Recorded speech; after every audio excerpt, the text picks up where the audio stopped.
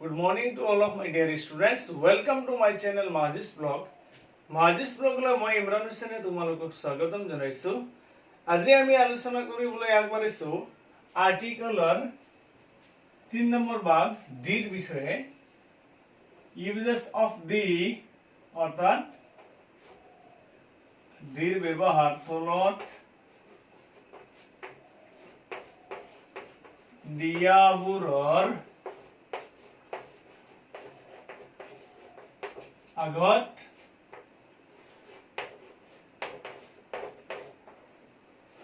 দিবহে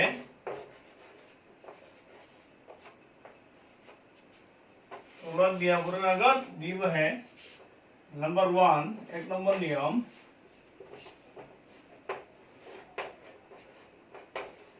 আগতে জনা ব্যক্তি বা বস্তুক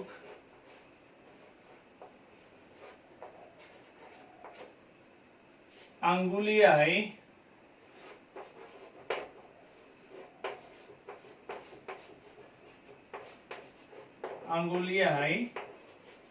দেখুৱাবলৈ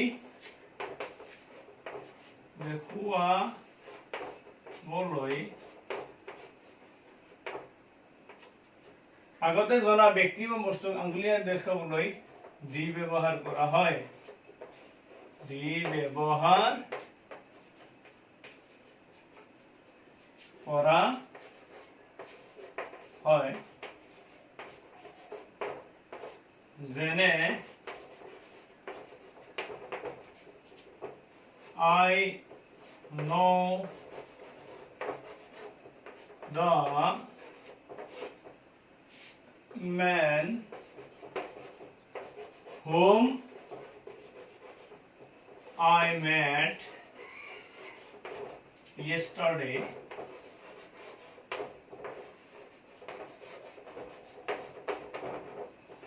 আগতে জনা ব্যক্তি বা বস্তুক আঙ্গুলিয়াই দেখুৱাবলৈ দি ব্যৱহাৰ কৰা হয় যেনে I know ইয়াত খালিতে আছে ডেছ আছে man whom I met yesterday যোৱাকালি মই যিজন মানুহৰ সৈতে মিলিছিলো তেখেতক মই জানো বা চিনো সেইকাৰণে তোমাৰ মেনৰ আগত কি বহিছে দা বহিছে অৰ্থাৎ এই ব্যক্তিজনক আগৰ পৰা জানো সেইকাৰণে কি হৈছে তোমাৰ মেনৰ আগত কি বহিছে দা বহিছে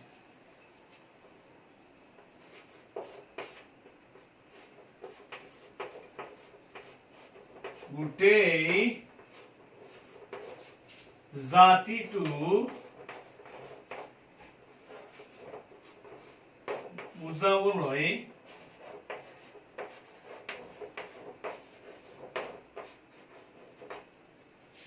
তাৰ নামৰ আগত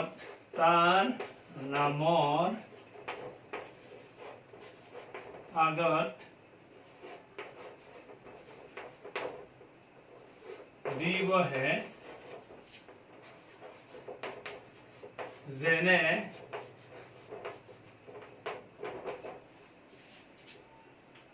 প্ৰথমত মই ডেছ দিলো দি লিখিছো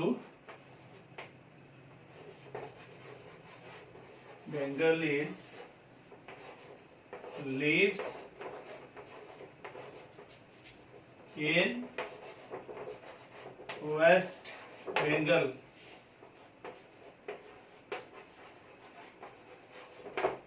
অৰ্থাৎ আমি পাইছো 2 নম্বৰ নিয়মত গোটেই জাতিটো বুজাবলৈ তাৰ নামৰ আগত দিবহে যেনে দেশ বেংগলীজ লিভছ ইন ৱেষ্ট বেংগল বেংগলী সকল ৱেষ্ট বেংগলত বসবাস কৰে বেংগলী সকল পশ্চিম বংগত বসবাস কৰে বেংগলী এটা জাতি সেইকাৰণে জাতিৰ নামৰ আগত কি বহিব দি বহিব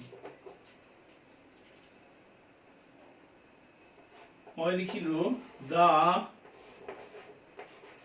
cow is a useful animal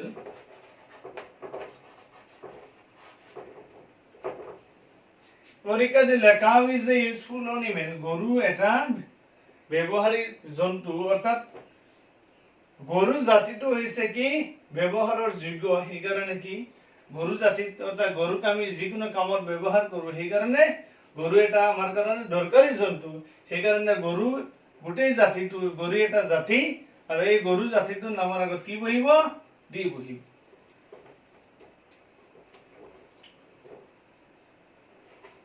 The dog is a faithful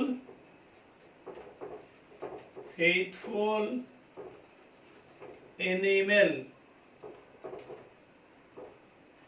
অর্থাৎ মানুহে কয় কুকুৰ এটা বিশ্বাসী জন্তু। অৰ্থাৎ আমি গম পাওঁ যে কুকুৰ জাতিটো এটা বিশ্বাসী জন্তু। সেইকাৰণে কুকুৰ জাতি, কুকুৰটো এটা হৈছে জাতি, সেই জাতিৰ নামৰ আগত কি বহিব? দি বহিব। 3 নম্বৰ নিয়ম, নদী, সাগৰ, মহাসাগৰ,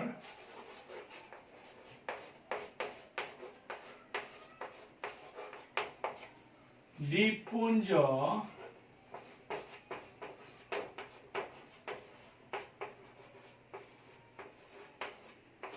পৰ্বতশ্ৰেণী,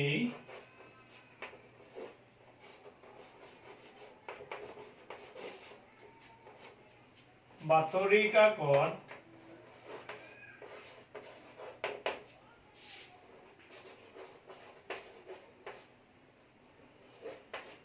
ধৰ্মগ্ৰন্থ,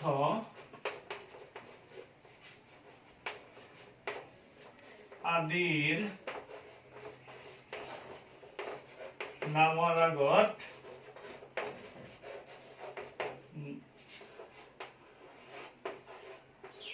নামৰ আগত দি বহে। যেনে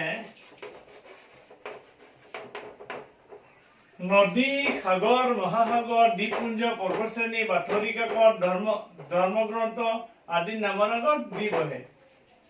মই লিখিলো সাপোজ ব্ৰহ্মপুত্ৰ।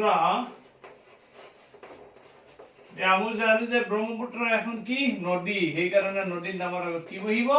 দি বহিব। সাগৰ আমি লিখিলো এৰাবিয়ান সি, অৰ্থাৎ আৰব সাগৰ। এখন পালো কি? আৰব সাগৰ। সেইকাৰণে আৰব সাগৰৰ নামৰ আগত কি বহিব? সাগৰৰ নামৰ আগত কি বহিব? দি বহিব। ইয়াত মই লিখিলো ইণ্ডিয়ান ওচেন। ওচেন মানে হৈছে কি? মহাসাগৰ। ইয়াত ভাৰত মহাসাগৰ দিয়া আছে, ইণ্ডিয়ান ওচেন, সেইকাৰণে তাৰ আগত কি হ'ব? The Indian Ocean. দ্বীপপুঞ্জ, ইয়াত মই লিখিলো সাপোজ আন্দামানস। আন্দামানস এটা কি হয়? আন্দামানে নিকোবৰ দ্বীপপুঞ্জ হয়, সেইকাৰণে আন্দামানসৰ আগত কি হ'ব? দা আন্দামানস। ইয়াৰ পিছত দিয়া আছে পৰ্বতশ্ৰেণী। মই লিখিলো ইয়াত হিমালয়াস। হিমালয়াস, এই হিমালয়খন কি হয়? পৰ্বত। সেই পৰ্বতৰ নামৰ আগত কি বহিব? দি বহিব। বাতৰি কাকত মই লিখিলো আসাম ট্ৰিবিউন। আসাম ট্ৰিবিউন এখন কি? বাতৰি কাকত। বাতৰি কাকতৰ নামৰ আগত কি বহিব? দি বহিব। যিকোনো ধৰণৰ বাতৰি কাকতৰ নামৰ আগত সদায় দি বহে। ইয়াৰ পিছত পালো ধৰ্মগ্ৰন্থ। মই লিখিলো সাপোজ মই দি দিলো ইয়াত কুৰআন। কুৰআন এখন কি হয়? ধৰ্মগ্ৰন্থ। ধৰ্মগ্ৰন্থৰ নামৰ আগত কি বহিব? দি বহিব। কুৰআন হোক, গীতা হোক, বাইবেল হোক, এইবিলাক কি? ধৰ্মগ্ৰন্থ। ধৰ্মগ্ৰন্থৰ নামৰ আগত কি বহে? সদায় দি বহে। এতিয়া মই 4 নম্বৰ নিয়ম লিখিম।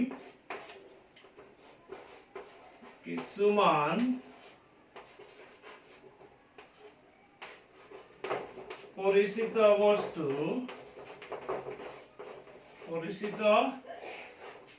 বস্তু যিবিলাক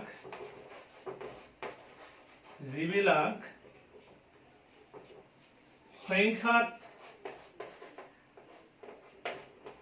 সংখ্যাত মাত্ৰ এটা দল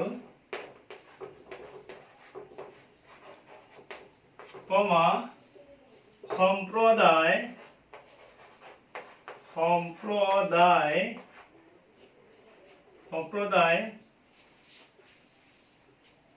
সম্প্ৰদায় আৰু চাৰিটা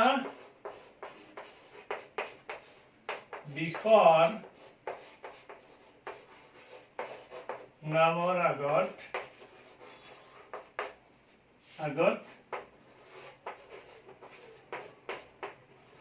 দি বহে যেনে কিছুমান পৰিস্থিতি বস্তু যিবিলাক সংখ্যাত মাত্ৰ এটা দল সম্প্ৰদায় আৰু চাৰিটা দিশৰ নামৰ আগত কি বহে দি বহে এতিয়া এক্সাম্পল মই লিখিম কি পৰিচিত বস্তু যিবিলাক কিছুমান পৰিচিত বস্তু যিবিলাক সংখ্যাত মাত্ৰ এটা দল মই লিখিলো দা Indian National Congress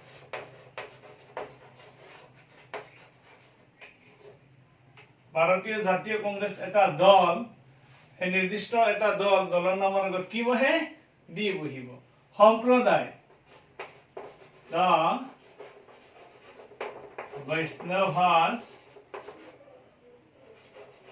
বৈষ্ণৱ এটা কি সম্প্ৰদায় নামৰ আগত সদায় কি বহে দি বহে আৰু চাৰিটা দিশৰ নামৰ আগত কি বহে দি বহে যেনে দা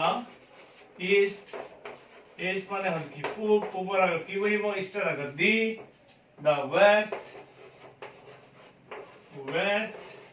পশ্চিম এটা দিশ ৱেষ্টৰ আগত কি বহিব দি দা নৰ্থ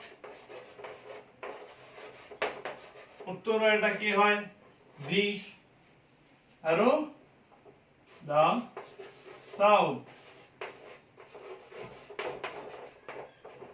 অৰ্থাৎ দা সাউথ মানে দেখুন কি দক্ষিণৰ আগত কি বহিব চাৰিটা দিশ যেনে পূব পশ্চিম উত্তৰ দক্ষিণ এইবিলাকৰ নামৰ আগত সদায় কি বহে দি বহে আজিলৈ ইমানতেই নেক্সট দিৰ ব্যৱহাৰ আৰু কিছুমান নিয়ম বাকি আছে সেইখিনি মই পৰৱৰ্তী ভিডিঅ'ত তোমালোকক বুজাই দিম ধন্যবাদ